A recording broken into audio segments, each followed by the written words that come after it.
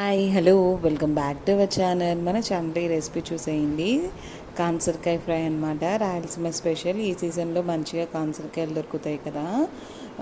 ఈ రెసిపీ చాలా సింపుల్ వేలో చూపిస్తాను. ముందర కాన్సరకాయలు అనేసి మంచిగా చేసుకొని పెట్టుకోవాలి. పైన కొంచెం తొడిమ ఉంటుంది కదా, అంత నీట్గా చేసేయాలి.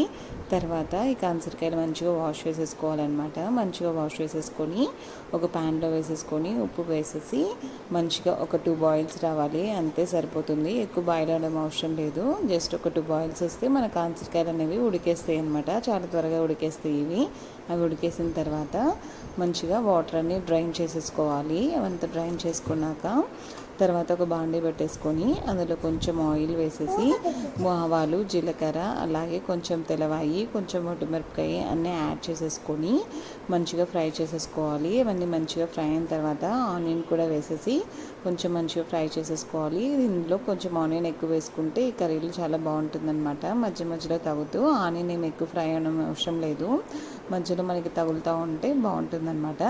అలా మంచిగా ఆనియన్ కూడా వేసేసి ఫ్రై చేసేసుకోవాలి. తర్వాత మనం డ్రైన్ చేసి పెట్టుకున్నాం కదా, ఆ కాన్సరకాయలు కూడా వేసేసి మంచిగా ఫ్రై చేసేసుకోవాలన్నమాట. ఒక 2 మినిట్స్ ఫ్రై అయిన తర్వాత ఆల్రెడీ మన ఛానల్లో ఈ రెసిపీ చూపించాను. ఫ్రైస్కి ఎల్లుల్లి కారం అనేసి ఆ పౌడర్ వేసేసి అంతా మిక్స్ చేసేసుకోవాలి. అంతే, మన సింపుల్ టేస్టీ కాకరకాయ ఫ్రై రెడీ అయిపోతుంది. సన్న కాకరకాయ ఫ్రై రెడీ అయిపోతుంది అనమాట.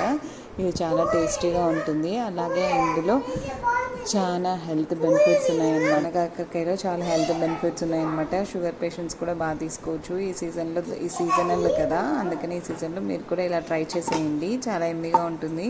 చపాతీ, జొన్న